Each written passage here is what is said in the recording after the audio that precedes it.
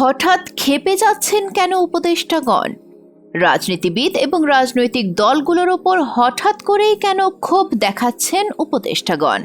দুদিন আগে তথ্য উপদেষ্টা নাহিদ ইসলাম ক্ষোভ প্রকাশ করে বলেন, রাজনৈতিক দলগুলো নাকি অন্তর্বর্তী সরকারকে ব্যর্থ প্রমাণের চেষ্টা করছে। অন্যদিকে রাজনীতিবিদদের সংস্কার করার সক্ষমতা নিয়ে সংশয় প্রকাশ করেছেন অন্তর্বর্তী সরকারের পরিবেশ উপদেষ্টা সৈয়দ রিজওয়ানা হাসান। গত 13ই ডিসেম্বর এক অনুষ্ঠানে তিনি প্রশ্ন ছুড়ে বলেন, যদি রাজনীতিবিদরাই সংস্কার করতে পারেন তাহলে গত 53 বছর তারা কি করেছেন? রাজনীতিবিদদের ব্যর্থতার কারণে এই অন্তর্বর্তী সরকারকে দায়িত্ব নিতে হয়েছে বলেও তিনি মন্তব্য করেন। সংস্কার শেষ হলেই নির্বাচনের আগে রোডম্যাপ ঘোষণা করা হবে, তার আগে নয়। উপদেষ্টাদের বক্তব্যে ক্ষোভ এবং হতাশার ছাপ। সহসাই ঘোষণা করা হচ্ছে না নির্বাচনের তারিখ, এমন ইঙ্গিতই কি তারা দিচ্ছেন? রাজনৈতিক দল বনাম অন্তর্বর্তী সরকার মুখোমুখি অবস্থানে দাঁড়ালে পরিণতি কি হবে? আপনার মতামত কি?